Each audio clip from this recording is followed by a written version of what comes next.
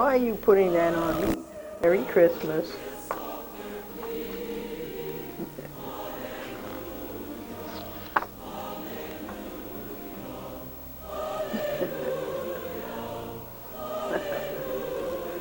It's too bad the flash bulb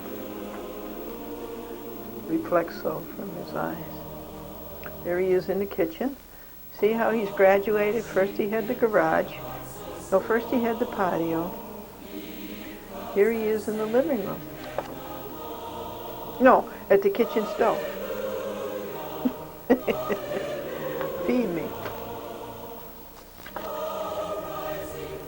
This is his living room.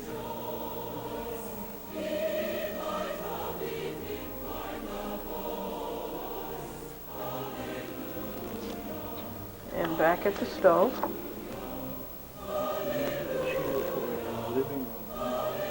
He has an extra chair in the living room, Franklin, near the entrance, and he gets up in it? Blanket, I don't know. Must be in the refrigerator.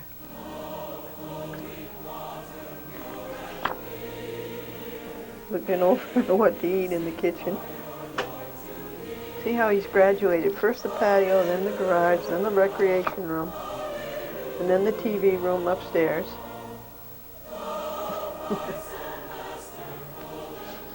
Patty says that Rocky gets cuter and cuter every day.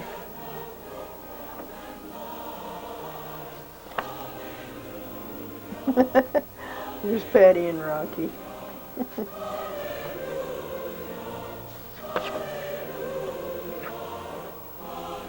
At the sink with Patty.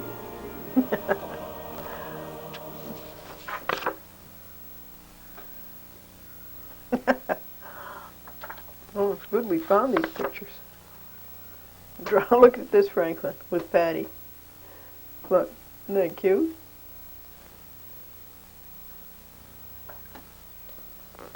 Here's a white dog in the white snow. Snow dog.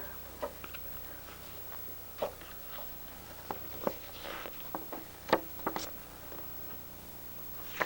think there's one behind here. Another snow pix.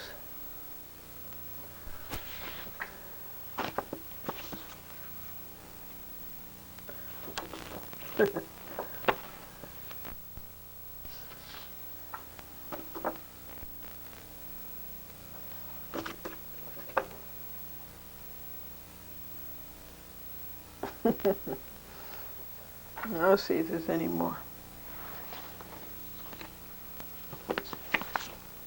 Yeah, I think you saw all of these. Yeah, you saw all of these.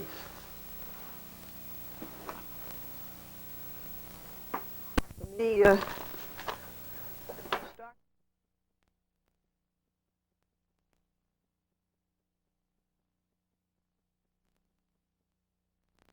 what difference does it make? It's a knowledge.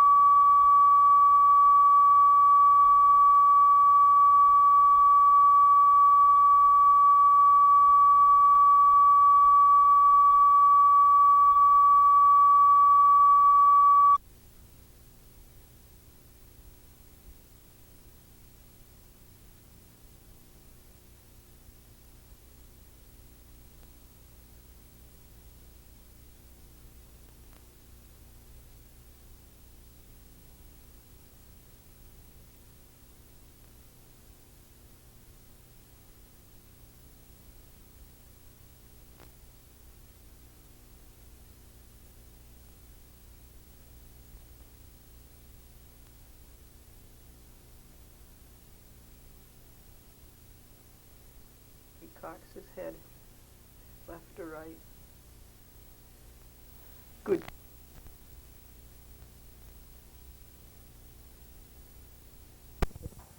Here's a white dog in the snow. Victor says he loves the snow.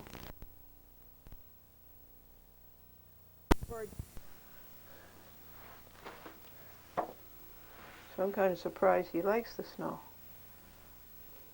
or that he'll go outdoors at all. Where is he here? I think this is his recreation room. He also has a heated garage.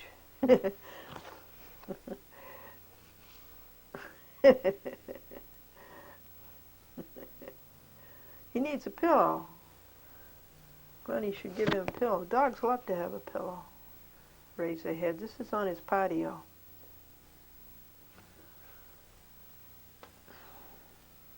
Rocky lives in a $350,000 home.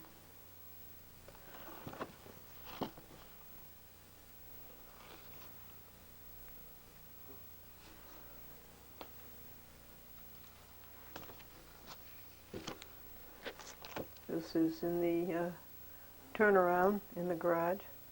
You're standing in the garage looking out.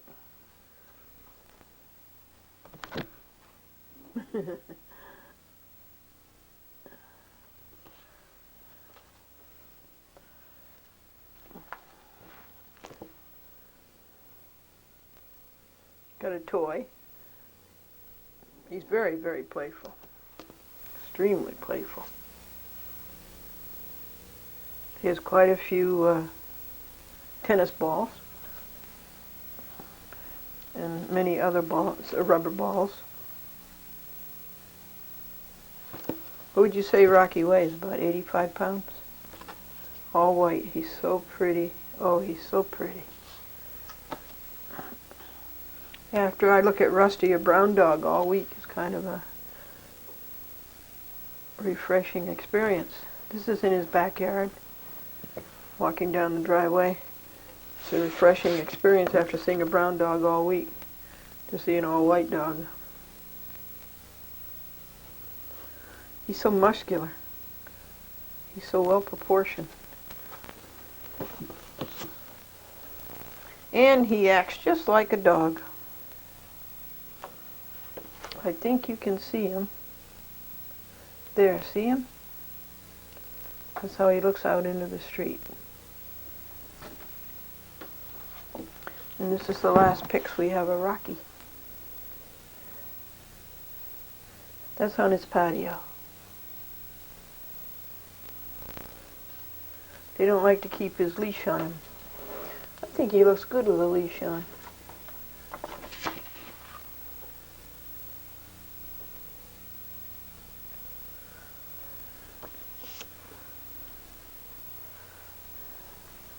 Well, that was fun looking at Rocky's pics.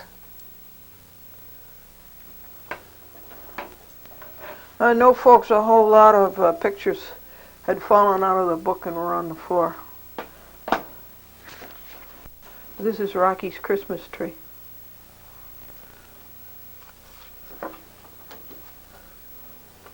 And here he is with a pretty red bow for Christmas. Why are you putting that on me? Merry Christmas.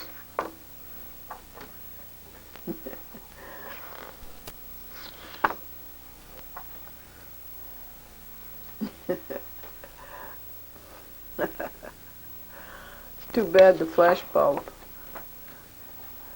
reflects so from his eyes. There he is in the kitchen. See how he's graduated? First he had the garage. No, first he had the patio. Here he is in the living room. No, at the kitchen stove. Feed me. This is his living room.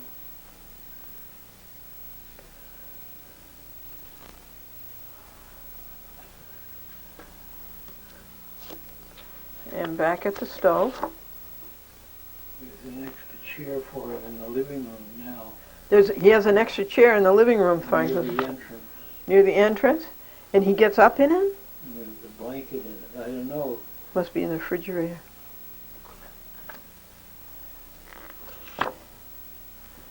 looking over what to eat in the kitchen. See how he's graduated. First the patio, then the garage, then the recreation room, and then the TV room upstairs.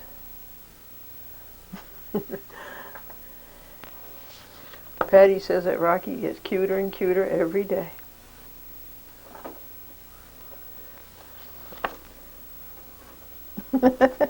There's Patty and Rocky.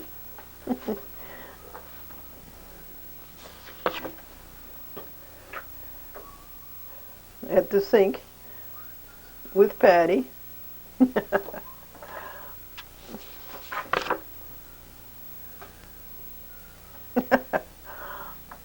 Oh, it's good we found these pictures. Look at this, Franklin, with Patty. Look, isn't that cute?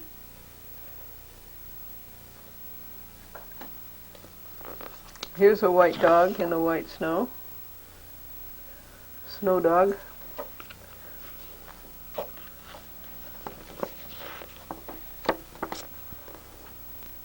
I think there's one behind here. Another snow pix.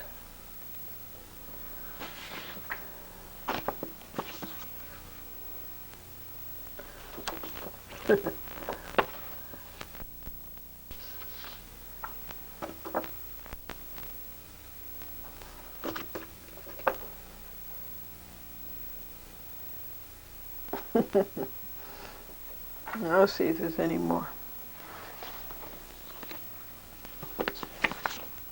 Yeah, I think you saw all of these. Yeah, you saw all of these.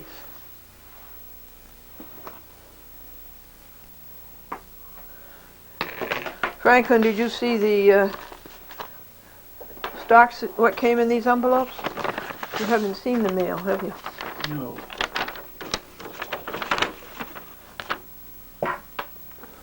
Cablevision.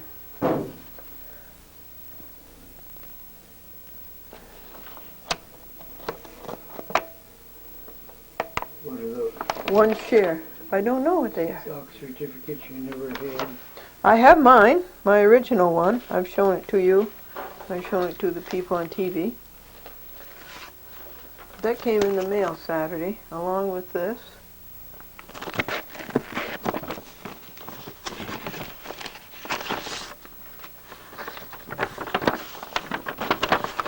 Now this one says 2 shares. So, you see it's signed by Robert Lemley and by Charles Dolan. My original one is signed by James Kofalt. How's that?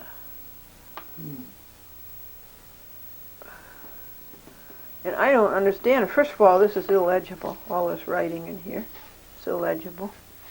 And I don't know what they mean by what's on the back, so I'm going to call Shareholder Services and have them explain all this to me. And so, this one says for 2 shares. The one Franklin says for 1 share.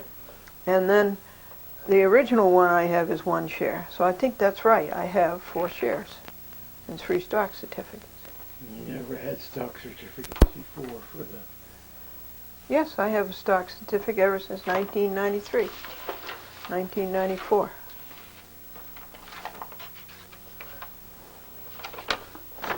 So tell us where you went on Thursday, February 9th, when you left Lynbrook, after you went to Erin.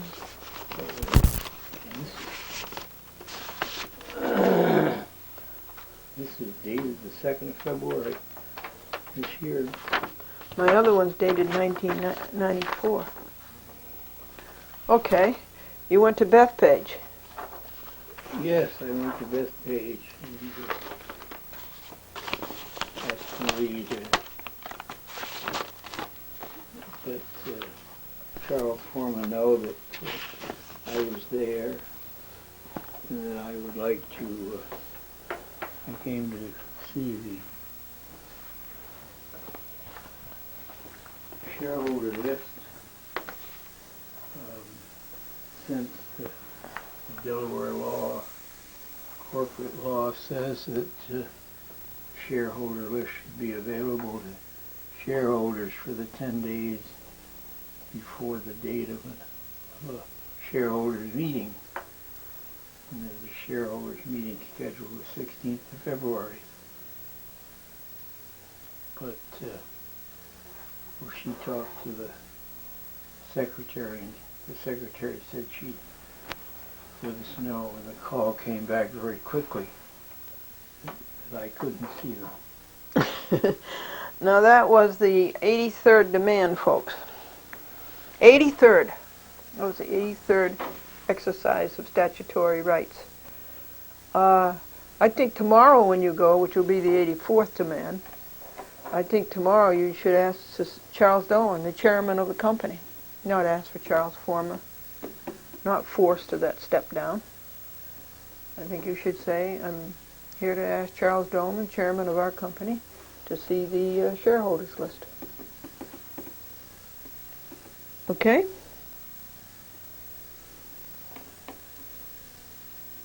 Okay. Where'd you go from Woodbury? What time was that? Around 10 o'clock? Yes, just before 10. And then you went to Woodbury? Yes. And I saw, well, first I saw Amy. She brought the tapes. Amy Golembo? No, Amy Van Horn. She brought the tapes that were ready to come back home. And Diane was on the phone, but I told... Diane Bennett? Yeah, I told her again. I told Amy that Brian McNeil had said that she could show me the least access part of the public file. And so on her way back in, Amy gave her that message. And very soon Diane came out with a folder with what they had in the least access file. Well, she gave you what she hands people. And you copied a list of names who had purchased least access? Is that so? No, they hadn't purchased it, but they'd inquired about it. Inquired about it. Okay, that's good, but that is really not the public file. The public inspection file, I would like to see who has bought least access, what time period, what channel, what date, and how much did they pay for it. Well, she gave you the rate card, right? Yes, she did. Okay, that was nice. Thank you, Diane. Thank you, Franklin. Then what did you do? Get a whole bunch of tapes from... I already had the tapes. From whom? Amy? Yes. Bob Clementi went on vacation to Florida that week. Oh. And then where did you go?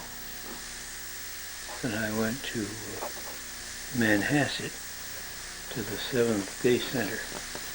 Seventh-day Adventist store. Yes. And bought things. Wham. Yes. 8 boxes of Wham. 6. 6 vegetarian hams. Delicious. It's your favorite product, isn't it? Yes. What else you buy? No grillers. They were sold out of grillers. That's the hamburgers. Vegetarian hamburgers. But I think you bought vegetarian corned beef. Fried chick. Fried chick. Chocolates. Chocolates. Okay, thank you. You have anything else you want to report to the world? Tuno. Tuno, that's vegetarian tuna fish. No, nothing else. Okay. Thank you. You're welcome. You're going on the errands now, right? Yes. You're all dressed up. You look nice. Oh, thank you. Connecticut? Connecticut. Go down to see John Sherwood. Norwalk. What kind of labels? Is it 1 inch by 3 inches? I guess so. I left you the empty package in the box, in your errands bag.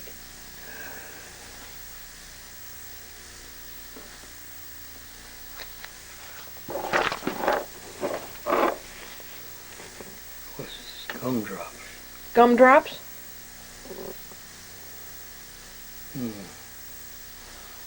Gumdrops. Aren't you a gumdrop? No. Where do I get that? CVS? What's Pathmark? You have to get things for the kitties, don't you? Yeah, that's not on here. Folks, you remember the omnibus lawsuit? I took 45 judges to court for breaking the laws. I took 45 judges to court for breaking the laws. And it was filed in the United States District Court for the District of Arizona, Glendora plaintiff versus Guido Galabrese et al., defendants. It has a docket number, Civ 01-0166, Phoenix, and the initials of the judge are V as in Victor, A as in Arthur, and M as in Monster. Jury trial demanded, and this is a notice of motion for relief from orders pursuant to Federal Rules of Civil Procedure, Rule 60B.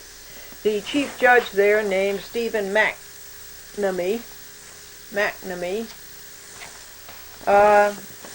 did not grant Glendora's formal papyrus on the very weak excuse that she hadn't answered questions 3E, 3D, and 3E.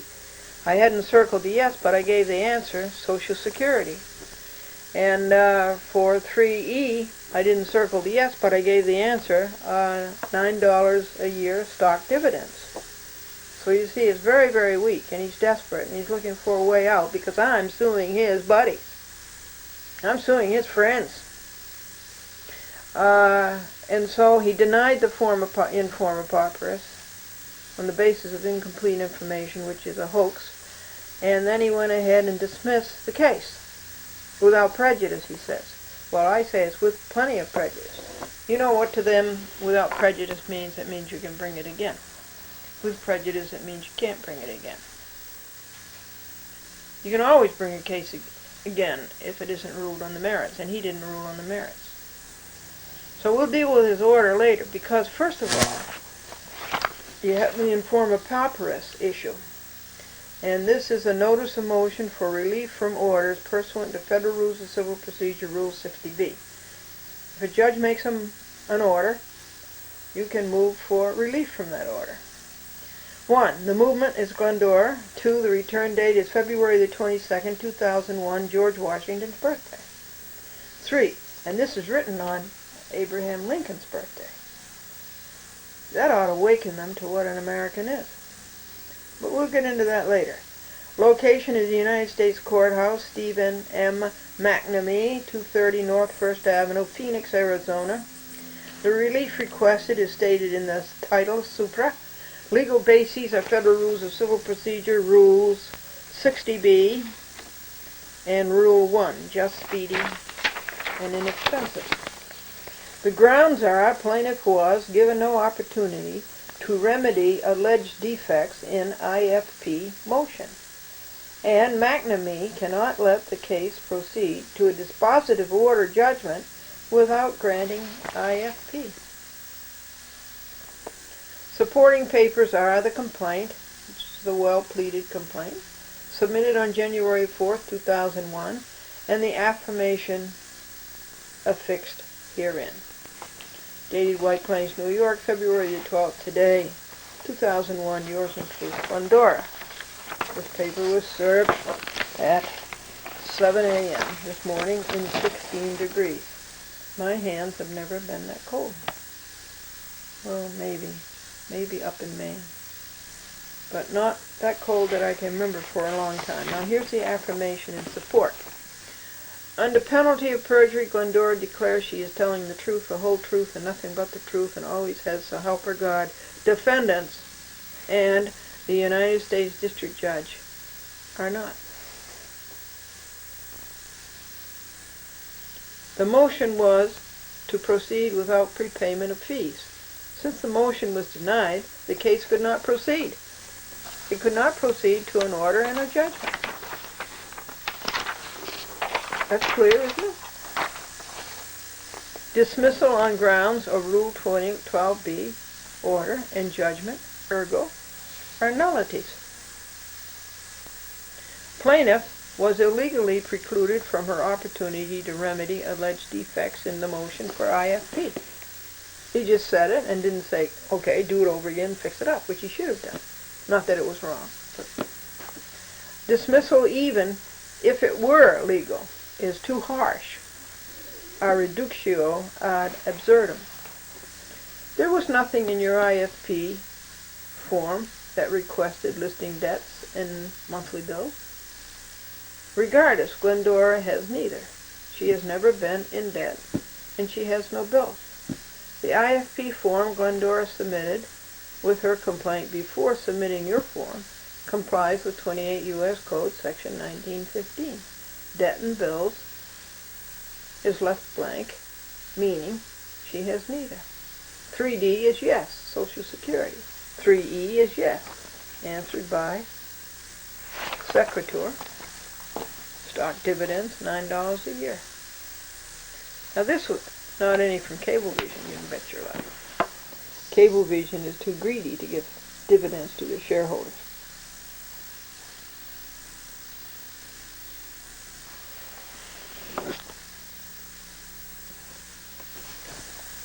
This was not an affidavit. McNamee called it an affidavit motion. It was an affirmation. Declaration is sufficient pursuant to 28 U.S. Code, Section 1915. Glendora has no doubts about signing an affidavit, however. Believe her, Glendora is a poor person. She spent her savings fighting for America in the courts, crooked lawyers, corrupt clerks, corrupt judges, and greedy law-breaking CEOs. We just won one. Bijur is out. Justice has been done. Wherefore, plaintiff asks his court to grant her motion for informal process and to let her action proceed without payment of fees.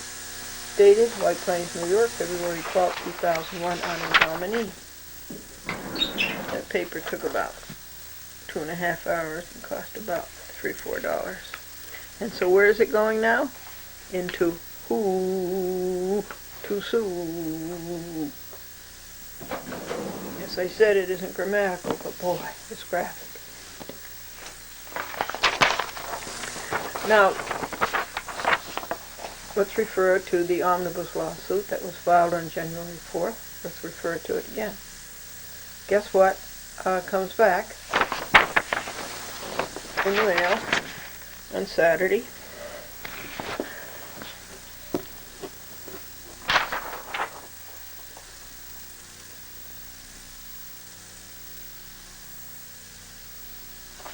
Defendant, Municipality of Greenburgh, 320 Tarrytown Road, Greenburgh, New York, Ashley, White Plains, New York, 10603.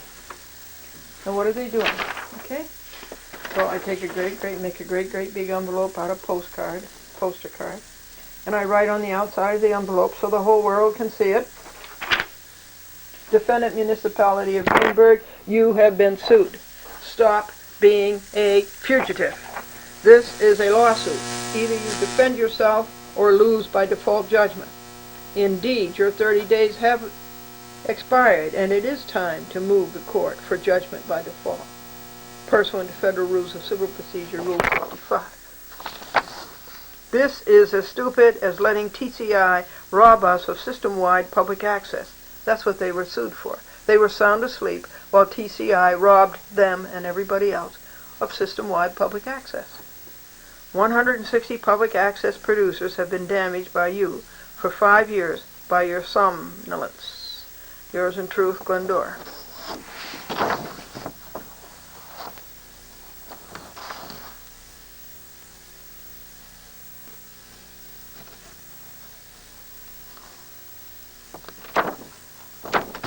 I think we better put that into the Who to Sue file. This has to go in the omnibus file. But it also should be and somebody has kicked the plug on the copy machine.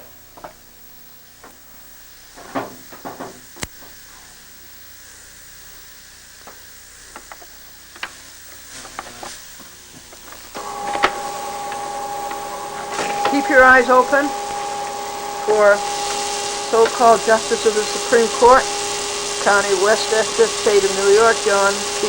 de Blasio. He has cheated several times. Glendora caught him cheated extensively, reported it to you for weeks. And then Gannett caught him cheating, being out of the courtroom 31 mornings, taking a course in the Connecticut School of Broadcasting, how to be a TV host. So, he's also in the omnibus lawsuit, and he doesn't know enough to answer a complaint. Judges do strange things when you sue them.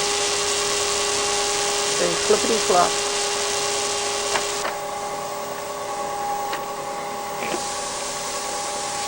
Next report is the Manhattan Neighborhood Network, and here is a letter from Donna Woody. First of all, I would like to commend them when they send you a renewal form. They do a very smart thing which Cablevision will never catch on to. If the information below is correct, do not return this form. Return this form if you want to make changes in the information below for the April to June 2001 quarter. If you do not have changes, don't return it. Now that's smart. Now, here's Donna Woody's letter to all public access producers, Manhattan Neighborhood Network, that's Manhattan Public Access. It says, we anticipate our master control equipment changing over will take place during the end of February. The master control tape library and scheduling department's day-to-day operation will undergo radical changes in how we will process all incoming videotapes for cablecast and revamp transmission equipment and procedures. Well, you got to give them credit because I believe they have something like 500, 500 shows a week or a month. And Glendora says this is philosophic and gives accolades and applause to you. Now this is written to the Executive Director of Manhattan Public Access, Anthony Riddle. Our procedures and viewers have had great patience enduring the numerous difficulties we have experienced last year. You expect Manhattan Neighborhood Network to cablecast all programming, I changed it, they had air, in the best possible light. That time will be in the next few weeks. Now all weekly, bi-weekly, and monthly series program providers will receive notification as to what to expect during this period. There will be one designated week where the Manhattan Neighborhood Network producer programs will not air. They should say cablecast. However, we will transmit feeds from BCAT, that's Brooklyn Public Access, BronxNet, Bronx Public Access, and other television facilities. That week is crucial for staff and Manhattan Neighborhood Network producers. Programming staff will undergo days of training. Producers will have to alter their tape drop-off and pickup schedules. Specific information regarding new procedures will be sent by mail, as well as signs posted throughout the building and visit, and Glendora says I should come down there and read the signs posted in the building. And visiting our website, www.manhattanneighborhoodnetwork.org. Program providers may contact us should they have any questions. What Glendora says about that, watch it.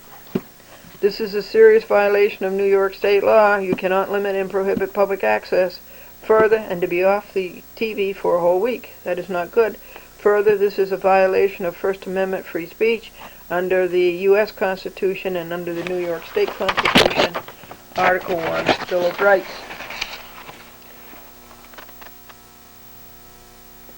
Your imperialism, let's see. Please be aware that once this changeover takes place, producers will be required to adhere to the new posted procedures. Your continued cooperation will be appreciated. They can't really require a producer to do anything. And your imperialism roused the American spirit. And no joke of the day. Over here, could you not have come up with a plan better than total blackout?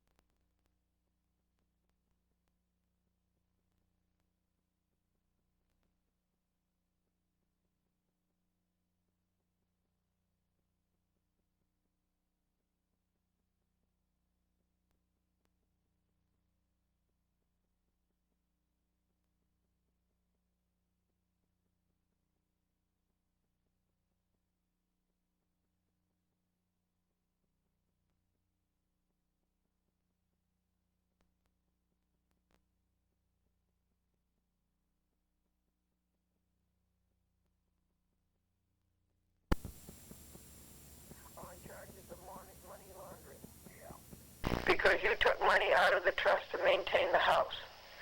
Well, we had to put money in the trust, take money out of the trust, to maintain the house. There's no money involved with anybody else. It was just, Just the house, in and out of the house. Yeah. Well, this house belonged to your son. it belonged to the trust, yeah.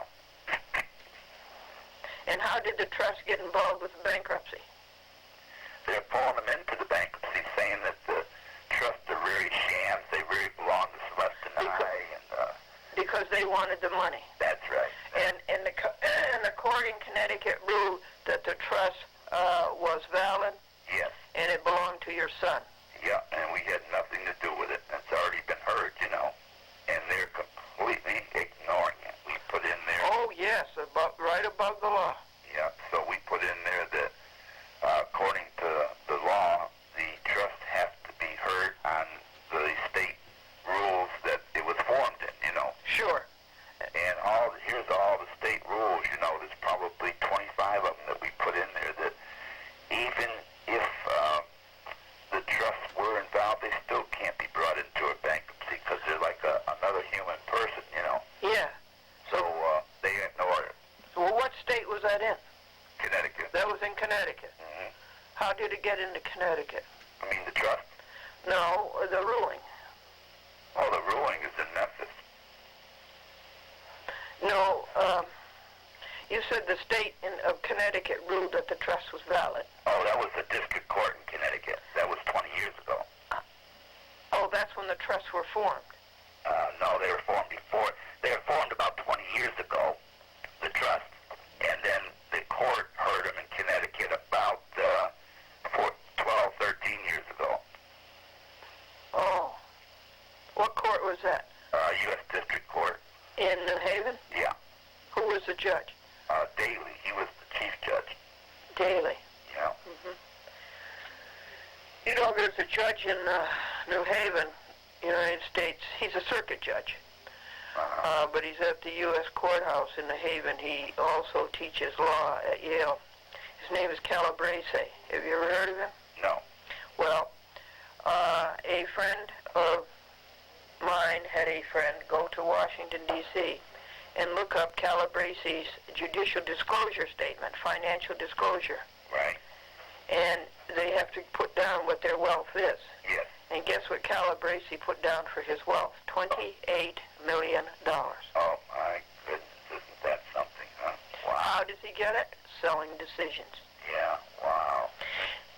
Now, Ruth Bader Ginsburg, this man also looked at hers, Yeah. and hers was $23 million. That's something. Now, this is what you're dealing with. Are you dealing with the people's government? No. You're dealing with a bunch of gangsters. Yeah, and they got all the money in the world, and they got the power because they all, doesn't matter where you go in the United States, they all stick together. Yeah, but that is not power. That is cheating. I know it is, but I will not concede that they have the power. The people still have the power. At the moment, they have stolen it. yeah. But it's just like the jury trials, you know. The Yeah. jury has the right to decide on if people broke the law or whatever. But when the judge instructs them, he doesn't instruct them that way. No, that's right. That's another crooked thing. And then if the jury doesn't rule the way the judge wants them to do, the judge can overrule the jury. That's right. Yeah. And if you go up for appeal, that's almost getting to be like a rubber stamp now. Well, certainly it is.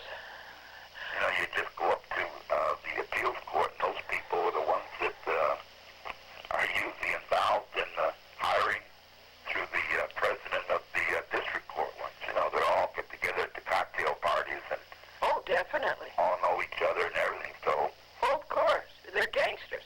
Yeah. And it's exactly what you said it is, a civil recall. They are an enterprise. yeah. That's what a civil recall is, an enterprise. And they are an enterprise. The problem is, what does the average person have the thing to do? You know, nothing. Well, I do three things. One, I pick it. Two, I expose them on TV. Hmm. And three, I sue them. Yeah. Well, we've tried to sue them, and of course, That backfired.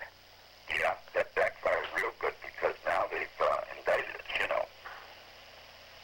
And of course, you end up spending a couple $100,000 on fighting that. Oh, my goodness, what they've done to you. Oh, yeah. Now, I want you, starting today, to start making a log. Yeah. And also, I want you to write down what you can recall. Yeah. Okay? Sure.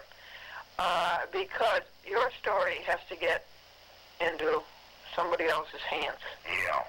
That's what Peggy was thinking of, trying to get that program on Cablevision in Memphis, you know, Yes. like you do, you know. Yes. That is very good. So that's one of the three things. So, will you start that today? Yeah. And will you vow to me that you'll work a half an hour a day on it? Oh, yeah. Yeah, we'll see. If you do that a half an hour a day, go back to the very beginning Yeah. and write out the chronology Uh-huh. and do it a half an hour a day. The job will get done. Yeah. Yeah. And then get it into my hands. Yeah. What do you think about my putting your story on TV on my program? Well, it depends on Celeste, you know. The only problem is that it's the most embarrassing. I don't think so. I think you're one of the bravest Americans there are.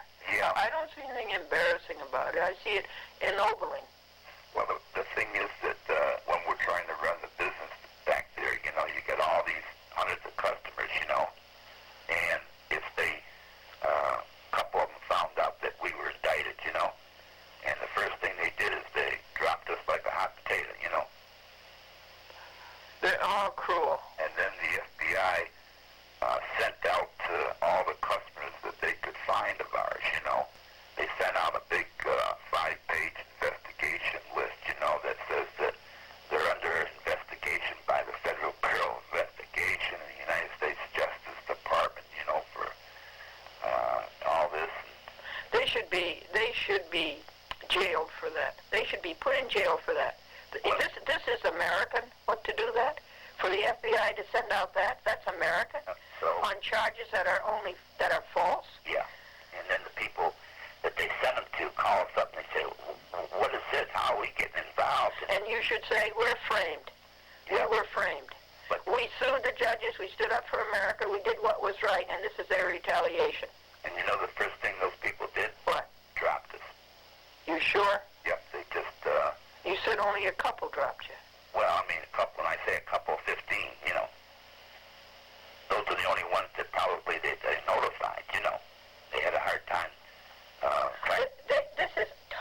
medieval? It's evil, is right. No, medieval. Medieval. Yeah. The problem is that they have all the money in the world to fight you. They have all the they got thousands of agents and thousands of IRS. And whose money is that? It's our money. That's right. And what are they using the money for? To protect themselves, not to protect the public. That's right. Yep. That's exactly right. But, Well, so do you have anything left for customers? well, we have still a lot, but a lot of these were new and they don't know who they are, you know. What? A lot of them were new customers, you know, which don't know about it, you know. Oh. So basically, those are the ones that we're dealing with now. But the problem is that they destroy you personally. They destroy your business. They destroy anything. You know? Well, they try to. Now, excuse me. Then I, and you don't feel that you should go on television and expose them because you lose customers. Well, I don't know. I'd have to ask, you know, go over it with Celeste and so forth, you know, and Billy too, because it's Billy's corporation that owns it, you know. That owns what? Owns the business back there, you know. Billy is your son, Yeah. and it's his corporation. Yeah. Well, what about playing the tape in other areas Well, where you don't have any customers? yeah, all that's going to be all right. I know that Peggy is supposed to be going to have some half-hour shows made up on the judicial system and everything, because she knows about everything, you know. Well, she's been through it. Yeah, that's right. So she's supposed to do that, but like she did that, you know how she ended up in the courts? No. Oh, yeah, she lost her house. Well, yeah, she lost her house, but you know what else they did? What? The court ordered her that she cannot file any lawsuit in the whole United States. Well, he can't do that. Well, He doesn't have jurisdiction. He has only jurisdiction in his court. well, she has appealed it, you know. But the problem, He said, also, I thought the judge said that she couldn't appeal it. no, he didn't say that, but she appealed his decision. But it's been a year now, and nothing's been decided. Well, he cannot do that. He does not have the jurisdiction. No judge can do that. That's stupid. Well, we know that, but he did. Well, it's a nullity. This bankruptcy judge that we had down here, they just told Celeste, instructed Celeste, or ruled Celeste couldn't file any more lawsuits against these, the trustee and the lawyer in the bankruptcy. Where? Memphis. Yeah, but where can't she file anymore? She can't file them anywhere in the United States. No. No, that's unconscionable. Well, we know it is, but they do it constantly. No, that's a nullity. Yeah. It's a nullity. That order is a nullity. Okay? But if you do it, the first lawsuit you file, they throw you right in jail. I don't think so. Peggy wouldn't dare do it, and nobody else would dare do it, because if you got a court order and it says that first time you do it, you go to jail. Well, did the court order say that? Oh, he says it'd be contempt of court if you do it, and you go right to jail. Yeah, sure. That's totally anti-American. Well, the thing is that everything is that way, Glendora. Everything, all his decisions and everything else, but you don't get anywhere in the courts. Sometimes you run into maybe an honest judge that might. Oh, no, there's no honest judges. Sometimes I think that they're. Oh, no, they're all beaten down by the system. Yeah. If there was an honest judge, he'd be out of there in the next day. Yeah, that's pretty much true. Yeah. Okay. So that's where we sit, and you know. Okay, now starting today, half an hour, will you please write out the log? Yeah, we will. Yeah. Write out the log. Yeah. Just write it out. Yeah. You do it today, half an hour. Yeah. You're not coming home until Thursday? Right. The first time you called me, you said you were coming home Monday. Well, I'm going to leave. I was going to leave today, Monday. But you got to get the minutes. Then there's a couple things here, house rental that I got to take care of, a couple other things. I got to pick up a transcript in Memphis, so I won't be able to leave today. I'll have to leave tomorrow. But it's going to take me 2 or 3 days to get there. Oh, yeah, you're driving all alone. Yeah, I'm driving alone. I want to know how Celeste feels. I hope she feels good. Oh, I don't think she feels good because she's in rough shape, you know. Yeah, but she feels better, huh? Well, sometimes she has good days and bad days, but it's still Are they go? upgraded on because it's not going to go away, you know. Well, wait, they're waiting to give her blood transfusions, right?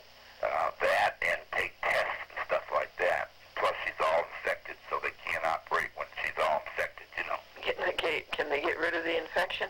That's what they're trying to do with biotics, you know. Where'd the infection come from? I guess just from the tumor and, I mean, the hernia and stuff like that, I guess, you know. Oh, my goodness. You know, she just been, the problem is that they had her coming down to Memphis every 10 days, you know. And that agitated it. And so that's like 50,000 miles she had to drive, you know. Oh. Back and forth, you know. Plus the stress and everything that they Yeah. have, you know. Yes. The whole stress and everything is just run her whole body right down north. Oh, yeah, that's their plan. Yeah. Their plan is murder. It's premeditated murder. Yeah, that's right. Yeah. It's a real mess, I'll tell you, but, you know, you don't know where you're going to end up. That's the problem, you know. And then the funny thing is all the people that she helped all these past years, all these different Christian legal foundations and all these other places, you know, she was donating towards them and trying to help them, you know, get legal systems for people. She also gave a lot of money to people that were in jail that didn't have the money to defend themselves, you know. And all these thousands and thousands of dollars that she's given away to all these different people when she got in trouble, she wrote to all them. Not one single person came to her help. Oh, that hurts. Oh, that hurts so badly. Not one person, because she isn't of any fame, you know, like Clinton and all those, you know. That hurts so badly. Yeah. So that's the way they rewarded her for being so good to, you know, dozens and dozens of foundations and people and everything. That hurts too. Yeah, it sure does. But at the same time, I just keep remembering what great Americans you are. Yep, but Against a bunch of hoods, against a bunch of traitors to the United States. They are traitors to the United States. yep. It's the same thing with you. Remember when they backed down Franklin and everything like that? Oh, yeah. You know, you go to Yeah. court, what happens, you know? Well, a lot happened, and I don't know why, but they ran away. They stopped the probation. It hadn't even gone a year, Yeah. I don't think, and they stopped it. Or maybe it went a little over a year, but they stopped it. They pulled out. Well, the problem is that they just probably saw that it's a waste of their time, you know? Oh, no. This is their joy. Yeah. Their joy is persecution. Yeah, right. No. I sued the 2 probation officers. I sued all of the judges. I sued them several times. Yeah. On several accounts, I sued the what do they call it, the pretrial services. Yeah. I sued them, and I sued, they just ran away. Yeah, but the problem is when you sue all these people, No, they didn't. They didn't. no, when you sue them all, Well, that doesn't matter. You make a record of it. yeah, that's right. That's about the only thing you can do. You made a record of it. That's it. And, of course, they get in there and destroy the record. Yeah, right. But it was on TV and still is on TV. Yeah. And it was there every week. I exposed those people, and I said exactly what they were. Yeah, right. That they were liars and they were cheats, and these are their lies. This is number 299 lie. This is number 4024 lie. Yeah. And I just kept, and I still keep at them. Yeah. It has gone to these, it went to the Supreme Court of the United States, and the Second Circuit just did exactly what you said. They rubber stamped the goons in the district court. Yeah. And so I sent it to the United States Supreme Court, mine, and then Franklin sent his. They both came back last week for revisions. We fully revised Franklin's, and now today I'm working on revising mine, and that ought to be done sometime this week and sent back to the United States Supreme Court. And I've told the United States Supreme Court how they have failed. And I said, you're not going to read this. You're not going to give us justice. You're going to let this filthy, crooked stuff go on in the circuits and in the district court. You're not doing your job. Yeah. That you hear 1%, and they say right in their pro se instructions that the Supreme Court of the United States hears 1%, less than 1% of all of the petitions. That's right. And I said, here you let down every year 7,000 people, 7,000 Americans who have no other place to go. They go to you, and it's nothing. I got a dissent from the Supreme Court of the United States. The Supreme Court of the United States said that Glendora cannot file any more petitions for writ of certiorari without paying $300. Wow. And the court all said that except Stevens. And Stevens said he dissented, that they had no legal basis to do this, and that they could not stop Glendora from writing a petition prospectively, that is, before they even saw it. Yes, right. And so this was good. This was good. We got one guy to stand up. Yeah, but if he says that you have the right to do that, when you go and do it, it just gets thrown out by the Oh, other. it's going to get thrown out anyway. Not the point. The issue is that one man stood up to those 8 crooks on the United States Supreme Court and said, no, you can't do this. You have no legal basis to do it. Yeah, right, yeah. So you got to count that as a victory. Yeah, yeah. Well, the problem is there's probably a lot of people like us sitting in the prisons now, you know. Yes. And you got nowhere to go. But No, you got nowhere to go. no, you're never going to get justice. Oh, yes, you are. Because you're going to see these people topple. You're just going to see them topple. And it's going to come around and kick them in the gluteus maximus. You're going to get justice. Yeah, well, you hope, but you know. Oh, yes, I know. In the last, One way or the other, their nemesis nears. One way or the other, it's coming. yeah, in the last 25 years, it hasn't changed yet, you know. No, I'm not saying that. I'm saying that the people in it get kicked Yeah. in the behind. Mm-hmm. And so in the end, you always win. In the end, good always wins. Yeah, yeah. Well, Can you say honestly to yourself that you didn't do anything wrong? that's right. Oh, absolutely. Absolutely. There you are. Yeah. See? And a lot of other people, I'm sure, are in the same boat that we are. But when you try to fight the system, you know, like the judges, or if you upset the apple cart. Well, certainly. But don't you understand that as disappointed with them as anybody is God. Yes. And you have been called to go and expose it. Yes, right. So remember the 3 things. Yeah. Picket, expose on TV, and so on. Mm-hmm. Okay, Bill. So start writing out that log, okay? Oh. Because that's the one thing that they don't want. Yeah, I know. Yeah. They want you to go and disappear and nobody know about it. Yes, right. Yeah. But get that log into my hands. Okay. And, okay? Okay, we'll go from there, I guess. Yes, and so start writing on that a half an hour a day. Okay. Thanks again for sending in the, whatever Cablevision calls that thing. Yes, right. And I played your recording to Cablevision and showed them that you had done it. Yes, right. And so that's good. Okay, real good. Yeah. All right. Okay, thanks. Okay, let me see if I can think of a joke for you. Did you know about Peter was talking to God, and he said, God, how much is $1 million to you? And God said, $10. And Peter says, well, God, how long is 1,000,000 years to you? And God said, 1 second. And Peter says, well, God, will you give me $10? And God says, certainly, just a second. Yeah, that's great. Okay, you give Celeste the love from Franklin and Glendora. Yes, I sure will. Okay, and I'll try to get back to you so I can see how she is. Yeah, I wish there was some organization that we could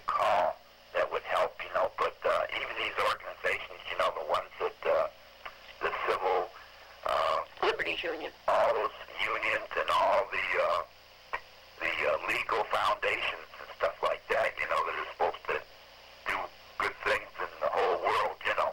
Mm-hmm. You go to call on them, and they're just not even interested in talking to you, let alone anything else. So Yeah. they're sitting there grabbing all that money that these people donate towards them and taking out big salaries and stuff, and they don't seem to do nothing but write newsletters, you know, about how we're going to do this and how we're going to do that, you know. Oh, you've certainly put that on a postage stamp. That's certainly true. Yeah. And it's a heartbreaker, and I'm certainly sorry about it. Yeah, so they take all the money and, you know, make big salaries for themselves and just write these newsletters every week. They write them, you know, how we're going to do this, how this is a problem, you know, Yeah, we've got to fight it, we need more money, we need more money. Oh, yeah. Oh, boy, and And then they don't help you. then they don't even return your phone calls, you know, like Les called, geez, I don't know, 6, 7, 8 times, you know, to each one, and said, would you please call me? I just have some questions I want to ask, you know, where we need your defense. They don't even return the phone call. I'll return the phone call, and then she writes some nice letters, you know, and says that, geez, I've been contributing to your foundation for years, you know, Isn't that something? and I just would like somebody to sit down and talk to and give me some advice, you know. Yeah. Never even answer her, nothing. Isn't that cruel? Yep, that's cruel. Oh, it's so awful. It just goes to show you that the only thing that they want is the money. That's right. And if they send these letters out to 1 million people, they probably get a lot of people that respond and trying to help, you know. A lot of suckers. Yeah, sure. Yeah, that's the way it is. Okay, Bill. It's another heartbreaker. Okay. Okay. Well, I'm with you 100%. Keep your courage flaming. You have been chosen, and you're doing a great job. Yeah. Okay, Glendora. I'll talk to you later then. All right, Bill. Yeah, bye. Bye. Time is 9:05 a.m. The date is third last day of January. It's all gone on Thursday. This is so sad.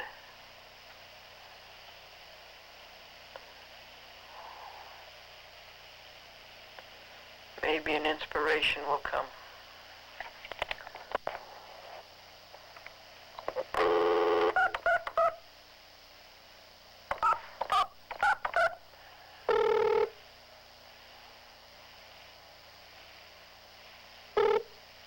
Hello? Hello, James Thomas. Yes. It's Glendora. Yes. Now, what's the story on the Pistons of the 1980 hood? The pistons that you got too short. And you need a hinge for the right side. You need the what? A hinge for the right side of the hood. The right side of your hood, there's no mount there for the hood piston. Just a minute. What do you call that? A hinge for the right side of the hood? Yeah. Well, I noticed that you took out the old piston, Yeah. and there's one new piston in the seat. Yeah, the ones that you got are too short. And so where is the second new piston? Still in the car. Both two pistons. Two pistons are in the car. The two new pistons are still in the car.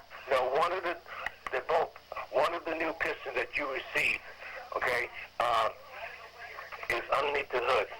I snapped it on there. I said, we don't need to take it off until you get the other one.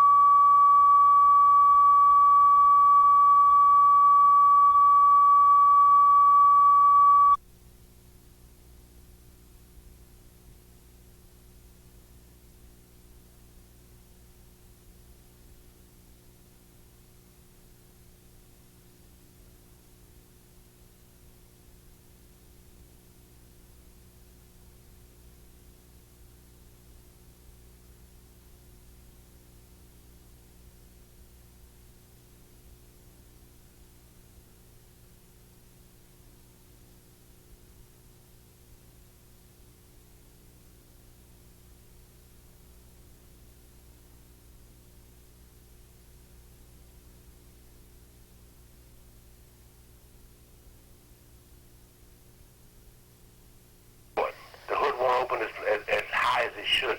I get you. Okay. You can buy those from the Strauss or the Aid store. And what do they call? The hood pistons. Now, but as far as the hood hinge goes, they don't carry it. But you're going to need a hood hinge for the right size because there's no mount there for the hood pistons. You know, when you snap it on? Yeah, you need a hood. You need a hood hinge because there's no mount to snap it on. Right, exactly. I got you. Okay. All right. And you say you can get the pistons at Strauss? Yeah, they sell them. For a 1980 Lincoln? Mm-hmm. Of course, this car did go, these hoods went way up to the 1988. Mm-hmm. So that's not so bad. Okay. That's what you wanted to tell me? Yes, sir. Okay, I thank you for that. We'll talk to you later. All righty. Bye. Bye.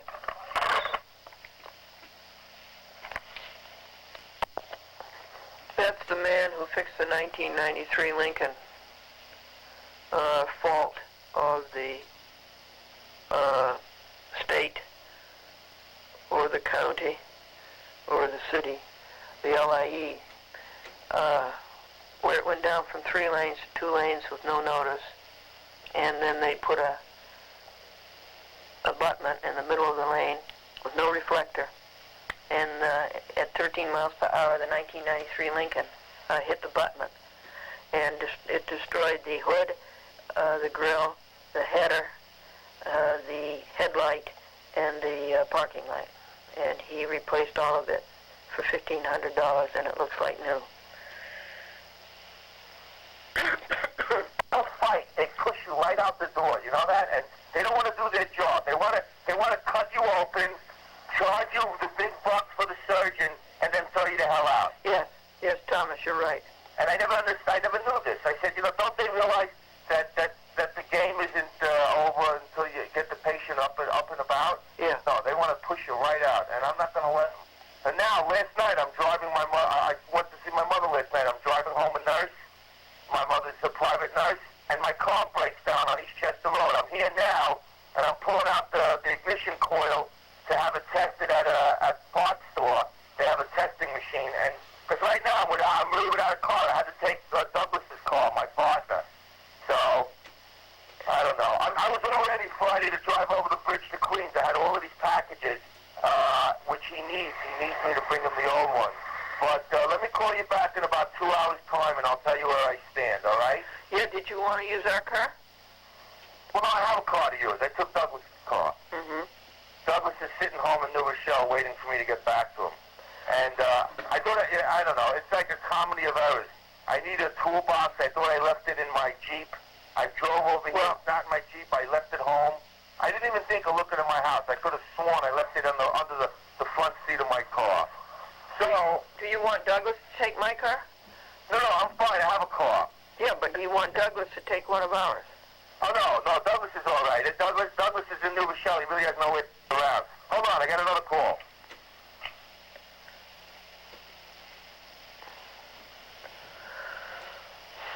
Oh, isn't that awful? I don't want to take any more of your time, but I'm out in the middle of the street. I'm going to get hit by a bus. So let me call you as soon as I get this thing together, all right? Yeah, do you want me to go over and pick up Douglas? No, it's fine. Douglas just called me. He's waiting for me. I'm not far away from what I have to do. I need about another hour. Okay. And I'll call you right back, okay? Yeah, because call me in an hour. Douglas is only 2.5 miles from us. Right, I know, but then there's nothing. I mean, pick him up for what? Give him a car. Give him a car. Oh, no. No, I wouldn't want that. I would never want that unless I was really down and out. I still got a couple of trips left. Okay. Let me run, and I'll call you in an hour. You call me, all right? Yes. Thank you, hon. Bye-bye. Thanks so much. Bye-bye. Those are good announcements. They've all been on TV. Heaven knows where. The Chatwick Glendora is on 23 cable systems all over the country. Oh, I know. Yours was specified. So, folks, that's all of the chats with Glendora by telephone now. We're doing the U.S. Supreme Court.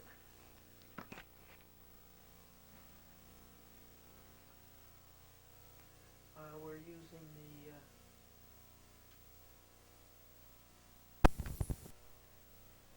Here, I'll sit down here while I'm making these copies of what I think of the U.S. Supreme Court, and I'm telling them that. I will tell you some jokes. Billy bragged that when he was in college, he had the women running in circles, and his buddy says, yeah, he was the track coach. Do you know what BA stands for? BA stands for barely adequate.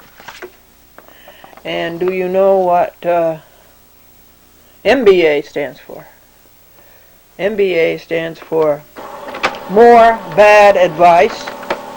And PhD? PhD, that stands for piled higher and deeper.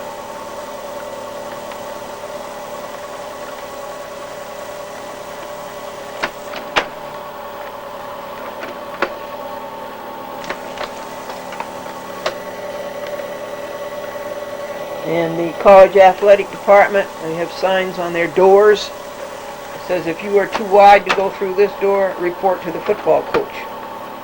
If you're too tall to go through this door, report to the basketball coach. If you took a bite out of this door, report to the hockey coach.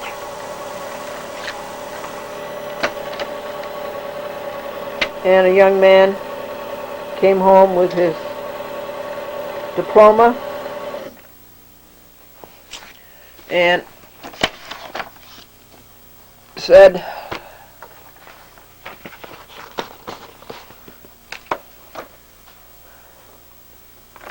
well, here you are, Mom and Dad. I finished medical school the way you wanted, and now I'm going to go out and be a fireman, which I've been telling you since I was 6 years old.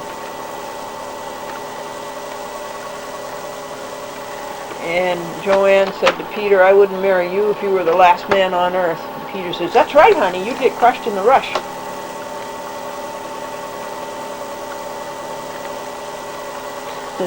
And this man named Donald said to his bride-to-be, I'm not much to look at. And she says, that's okay, honey, you'll be in the office most of the day.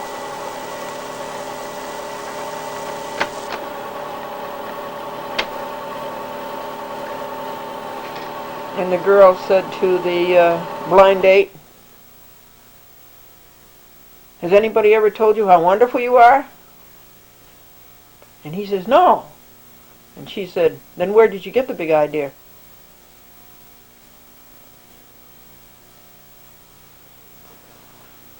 And a fellow named Andrew says, my daughter says she's waiting for the perfect guy to marry. And I tell her, don't waste your time, honey. Your mother got the last one.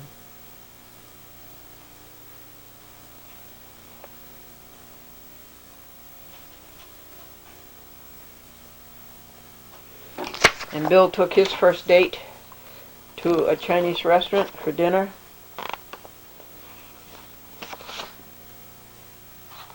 And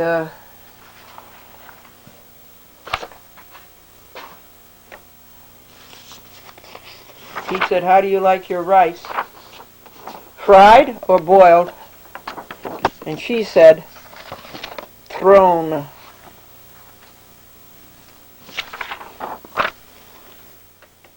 This is the last of the legal papers today. I'm just going to make this master. No, I'm actually making the copies. One for the clerk of the Court of Supreme Court, one for Glennie, and one for CJA. If they want to send it around to the 9 judges, that'll be good. And if they don't, they want each judge to have a copy. I'm going to make the copies.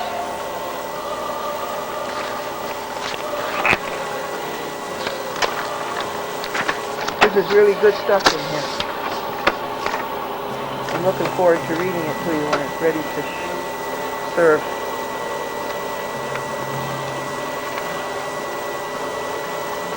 See if there's any other jokes here. Oh yeah, Bob was bragging that he's on the cutting edge of technology. He's on the cutting edge of technology. What does that mean? It means he mows the lawn at IBM.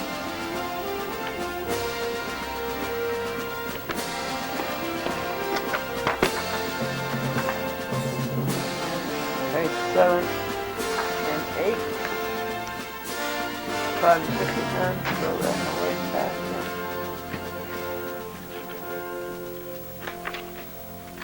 No, 7's done, but 8's not done. So take it out of the waste basket.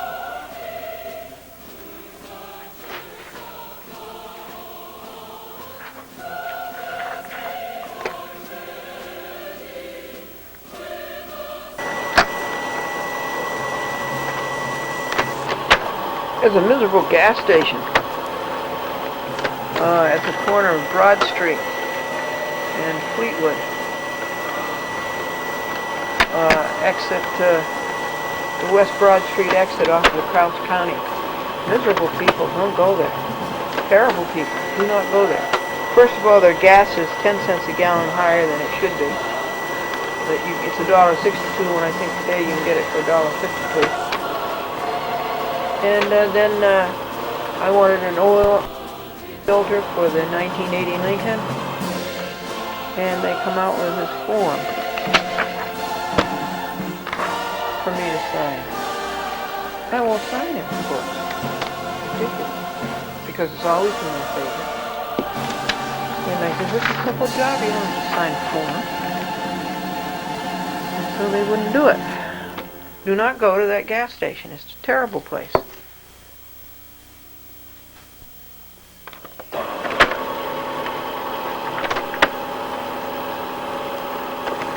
It's 10 after 1.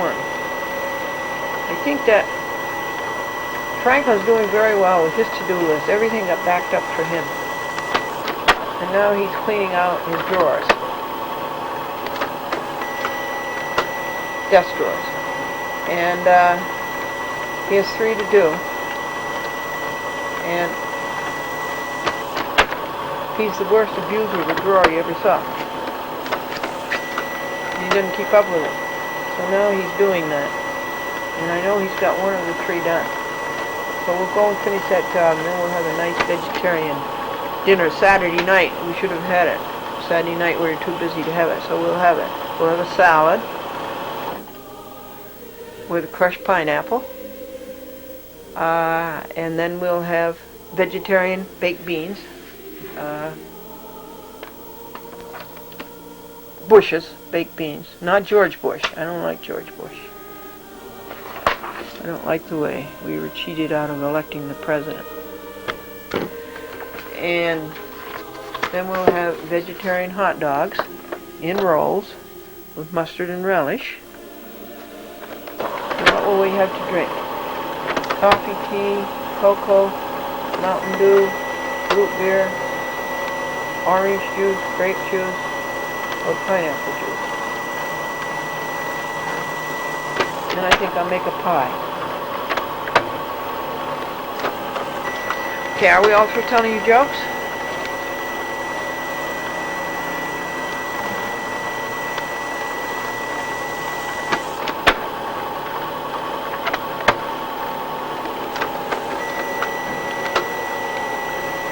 Oh no, I didn't tell you that college graduates today, they get out of college with their diplomas and they go out into the hard, cold world and they face 2 enormous challenges. 2 enormous challenges, reading and writing. You might put in a 3rd one too, adding and subtracting. And the colleges today are graduating so many functional illiterates that they're going to put their diplomas on cassettes. Okay, we're up to date. 1:10 p.m.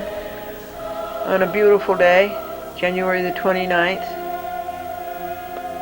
2001, Monday, Anno Domini. I'll come back to you when something else eventful happens. So, look around. He'd be an ideal companion for an elderly person. Oh, okay. Because he's very, very protective. Really? Yes. If you're walking him or if you're holding on to him, oh, you hadn't better come near the person. Oh, wow. And oh, boy, you hadn't better come near the car. But other than that, he doesn't. He has the heated garage. Oh yeah. And then he has the whole recreation room, and it's huge. It goes the length of the house, and he has the laundry room. that's so great. Yeah. Okay, well, it's good to talk to you, Amy. Yeah, as always. And I'll send these along. Yeah, looking forward to it. All right, and you're going to screen the other ones? Yeah, I don't look at them today. I'll definitely look at them tomorrow. Well, that's good. Okay. All right. And thank you. You're welcome. Bye, Glenda. Bye-bye, Amy. Now this next audio tape is of the oral argument, September 7th, before the Second Circuit, Calabrese and Katzman, about Bruiser Ken and about the lying and traitorship to America of Nina Gershon, Joan Azrak, Robert Levy, Marilyn D. Goh, Aileen Ross, Eugene Nickerson, Patrick Quinn, Larry Parker, lying U.S. Marshals. And of course it's the whole Bruiser Ken affair. Silly Sullivan, the McHale's, the 66 conspirators. Now folks, I just got back from taking Rusty for a walk on this beautiful day. And I let him go free with his leash, but he was bad. He went way ahead of me. And I had to run after him. And I was counting on his making stops to catch up with him. It was bad. So I'll have to hold on to him from now on. And I had to clean up his mess. Yes, another one. And now I'm ready to play for you. First of all, thank God for this beautiful, perfect weather day. And now I'm going to play for you the oral argument, September 7th, Second Circuit. Calabrese is in the center, and then Katzman, and then Meskel recouped.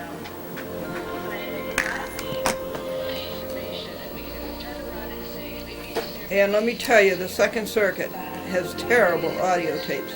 Even the district court does better.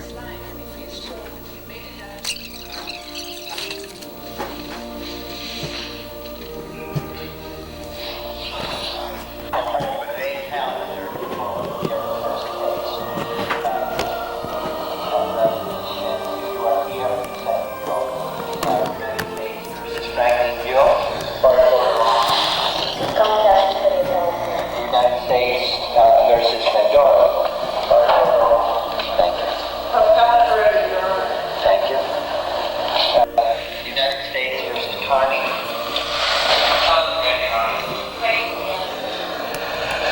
John Wins versus United States. Thank you.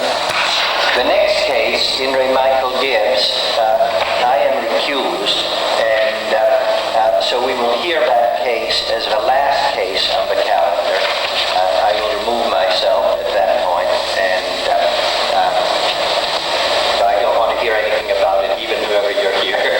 Thank you. And Southeast Queens and the Committee for Better Transit versus FAA and Port Authority. Petitioner Southeast Queens is the neighbors here. Yeah, one of them is on submission. See if that's okay, please. And we will hear that one as the fifth case of the calendar. Now, the third judge on this panel is recused in the first two cases, and so we will hear it as is provided for under law as a two-judge panel. And we'll hear United States versus Franklin Bill. Good morning, Your Honor. Excuse me, is it Bell or Buell? Buell. Buell. Thank you very much.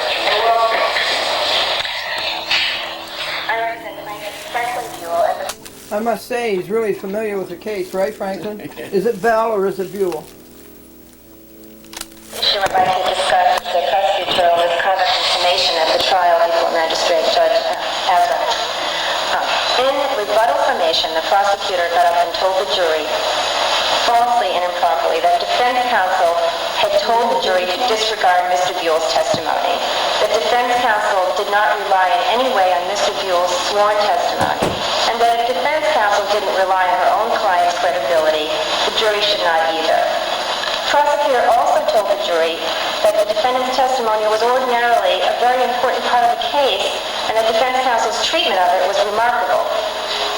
This portrayal of defense counsel's remarks was false and thoroughly improper. In fact, defense counsel had specifically urged the jury to find Mr. Buell more credible than the government witnesses. She argued that the government witnesses were all federal employees and had a motive to back up the complainant mildly. Defense counsel also argued that Mr. Buell's version should be believed because he could have simply blamed everything on his wife, and instead he stood up to the government witnesses and told a story that was Let's assume that the prosecutor's comments were improper. Do they rise to the level of a violation of a fair trial, as seems to be required, perhaps improperly, but by cases to which we are bound? Well, Your Honor, in this case, we submit that they do rise to the level of denial of fair trial. Well, they weren't just improper, but they were just flat out false. They struck at the heart of the defense. Mr. Buell's testimony was a defense at trial, and there was no other defense except his version, as the prosecutor called it. Also, the prosecutor, it wasn't just an attack on the defendant's testimony. It was a much more insidious kind of attack. The prosecutor used a kind of personal vouching. He said to the jury, I know what's going on here. I'm in the know. I try these cases. And I'm telling you, this is usually the highlight of the defense summation, is the defendant's story. And here, what I'm telling you is I can see from the way defense counsel is talking that she doesn't believe her own client. So it was a really underhanded attack on the defense credibility. In other words, not an attack on what the defendant actually said, but a personal opinion as to what defense counsel thought of her own client. Finally, it was objected to. The defense counsel objected to this, and the magistrate judge overruled the objection. Thereby telegraphing to the jury that this was proper and that this was probably true, which just completely undermined and devastated the whole defense. So under these circumstances, it really is not a harmless instance of impropriety, but... Did the district court, in affirming the magistrate when it said that this was wrong, but it didn't rise to those levels, consider at all whether we should act not on due process, not on fair trial, but on the question of whether we should do something under our supervisory authority for the federal courts?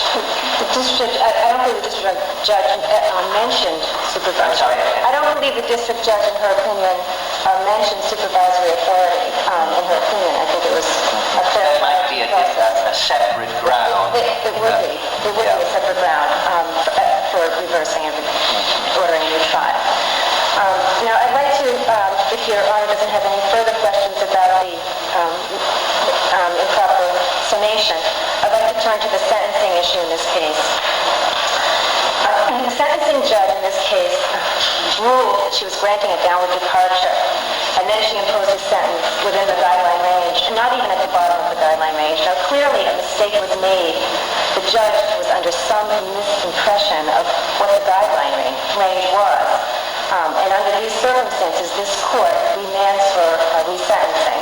This court did so in McCall and Thorpe, both cases in which the judge's comments and rulings indicated that the judge had a wrong notion of what the guideline range must have been, and thought that either a departure was required to impose the sentence imposed, or that...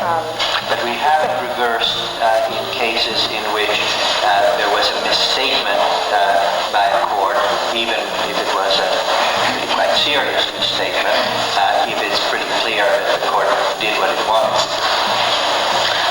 Well, Your Honor, I don't see how it would be clear that the court did what it wanted to do. Yes, that's the question. Okay, because what Judge Gershon, in her opinion, wrote that she believed that the magistrate judge used the words downward departure, but really meant... So Judge Gershon went primarily on the fact that the district court could have gone further down within the range and didn't, and that suggested that she didn't want to downwardly to depart at all. But Your Honor, I would argue that given the fact that she ruled that she was granting a downward departure, that that's just indicative of her mistake as to what the guidelines were. That when she made her ruling, she had a different guideline range in her mind than what was the actual applicable guideline range. Thank you. Your red light is on. Okay, thank you, Your Honor. From the other side.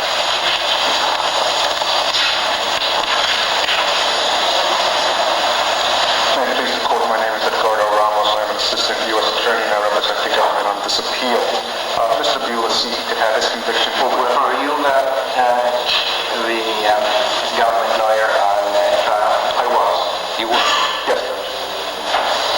Seeking to have his conviction overturned on the basis of one statement made during the government's rebuttal summation, which the government acknowledges as error, but which we submit constitutes an insufficient basis to upset a conviction that was otherwise based on overwhelming evidence. The Supreme Court has said that a prosecutor may argue with earnestness and vigor. Thus, a review of a conviction based on comments made by the prosecutor during summation is limited. Reversal is warranted only where the statements viewed against the entire argument before the jury that deprive the defendant of a fair trial. That's in, what case are you citing? Jermosin, Your Honor. Is that a case of a federal prosecutor's behavior or a state prosecutor's behavior? I don't know. I don't recall. It's an important distinction because if we're talking about a state prosecutor, then our only power is one of due process and fair trial. If we're talking about a federal prosecutor like you, then we have a right under our supervisory authority to reverse if we think that your behavior should be criticized or apart from your behavior so that other prosecutors in the federal courts will not do the same. I understand. And I would answer that in the following manner. First of all, the defendants did not raise this particular argument below, nor did Judge Burson.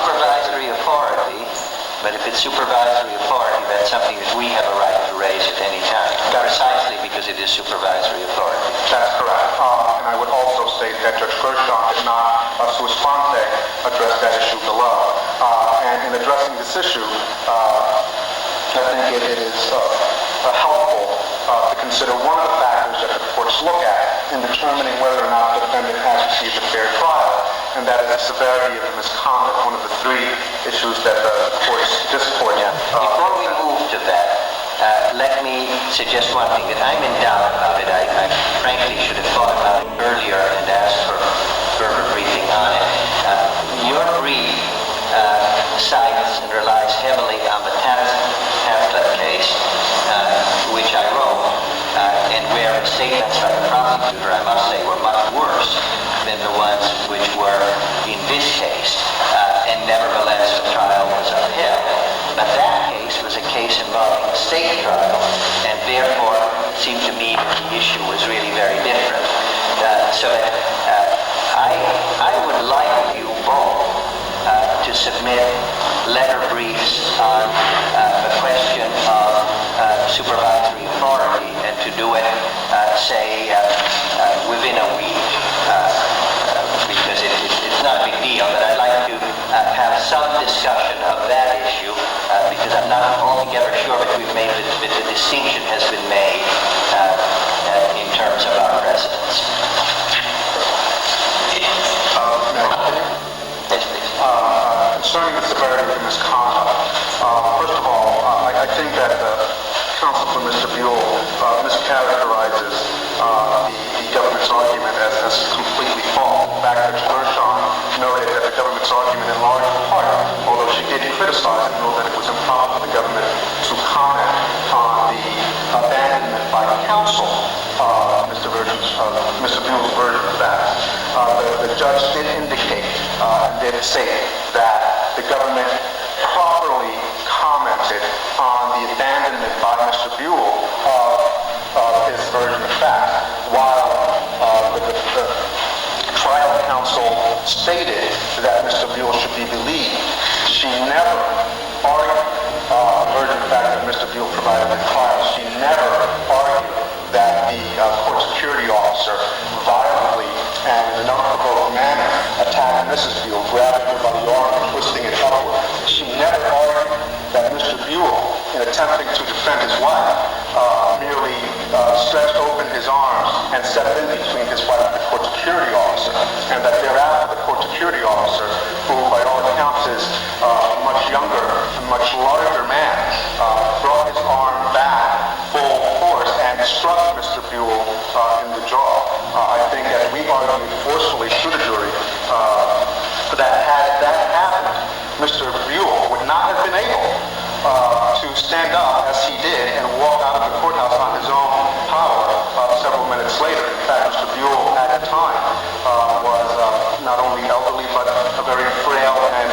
a thin man.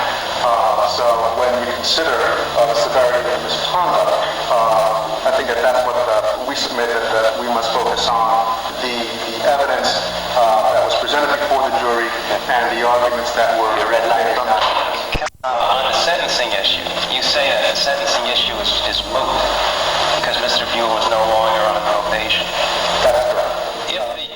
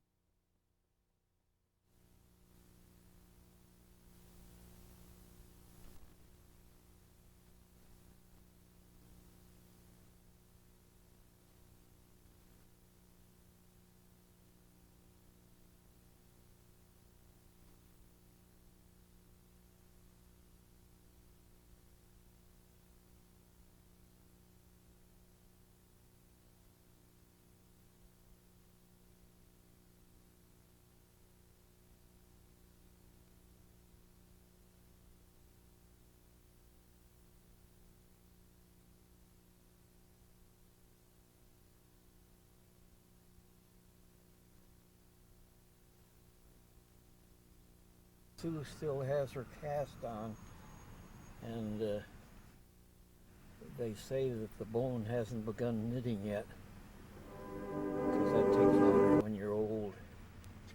And so it'll be on probably for another 4 weeks, 3 or 4 weeks. And then I said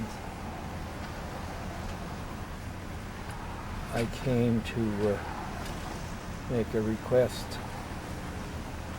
according to the New York and Delaware laws to see the shareholders list,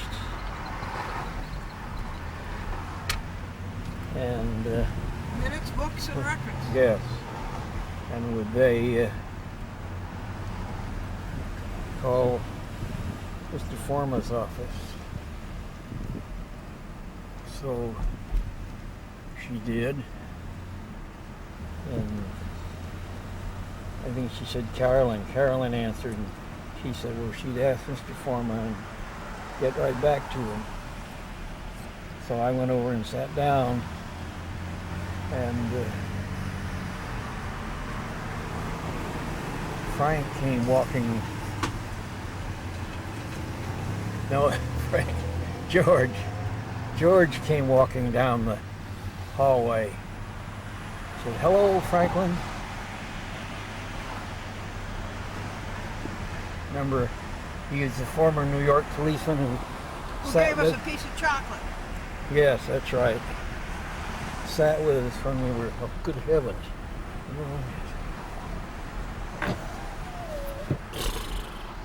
Oh my goodness. No wonder I'm cold. Thank you. And he said, were you coming? And I said, no, you were editing. He said, you're here to look up something else? I said, well, yes. But I said they'd sort of reverse their field.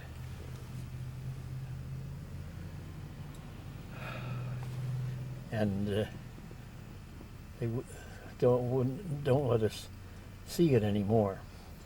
And I was waiting for an answer from Mr. Forma's office, and he wanted to be remembered to you. They're all fine. And They are all fine? yeah. Who is they? Well, his wife and his children and his grandchildren. Oh, okay. That's good. And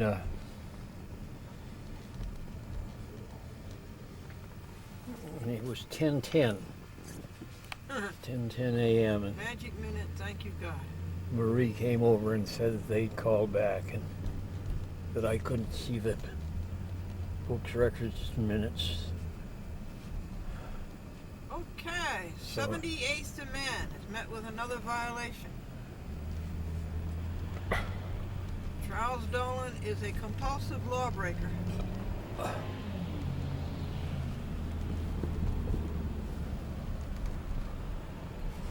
We're going up Ocean Avenue at 6:30 p.m. 10 programs today. 10? That's good. Well, I like 6 better.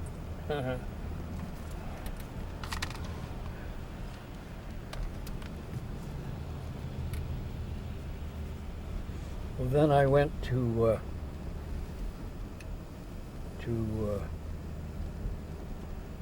Woodbury, Well, I don't think so. figuring I could get some tapes. That wasn't even on your list. No, it wasn't, but And Lori Galgano's already picked up the tapes. no, I got a big bag full. Oh, I'm sorry. And I got Lori's too. Oh, jeez. They've moved back to the regular reception center.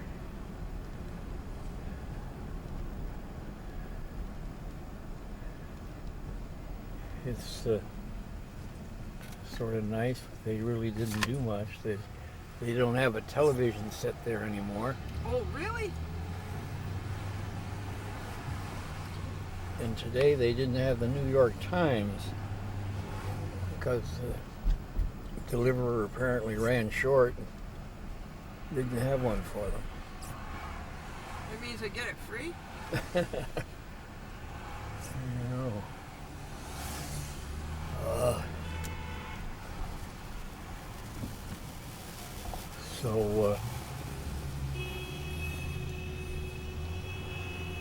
Where is my turnoff? Right after you go over this bridge.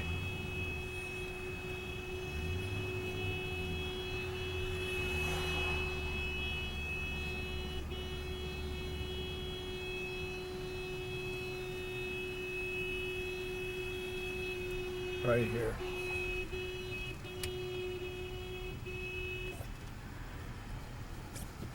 I hope he feels better. I know, he's sick, huh? He's really sick. And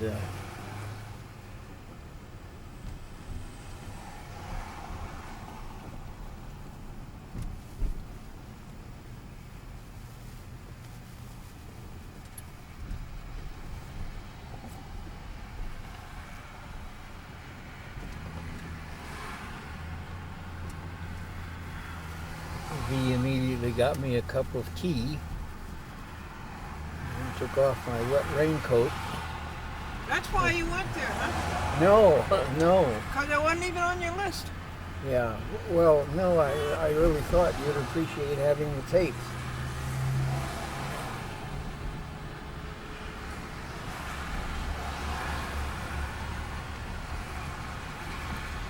So then I went to... Did you find out about the public file?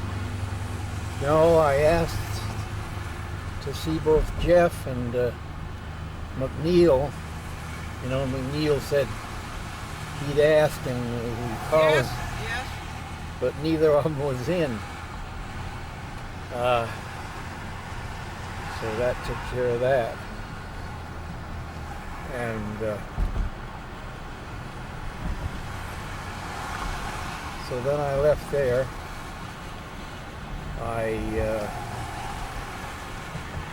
I walked Rocky at Rusty? Rusty at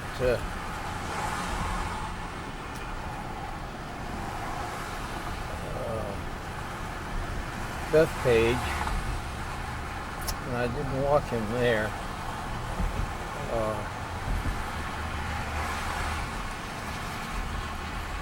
And then I went to the Seventh Day store,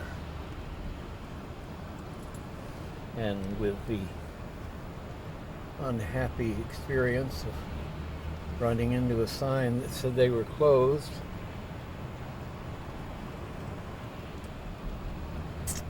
so then I went through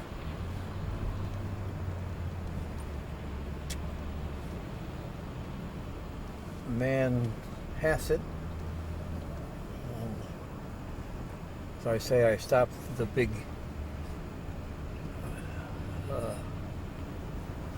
food emporium there, but they didn't have anything. And then went on to Great Neck. What did they have for vegetarian meat? Well, they had the usual selection of Morningstar,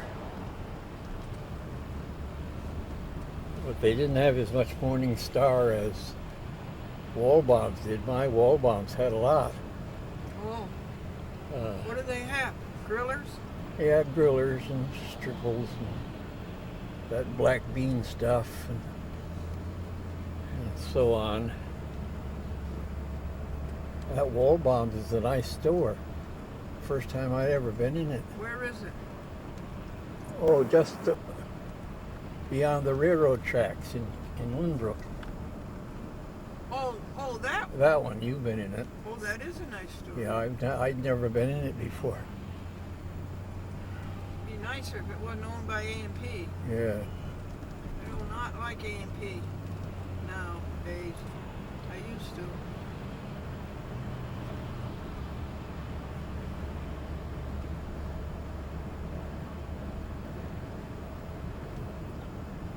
And then I went on to Great Neck. Those two things weren't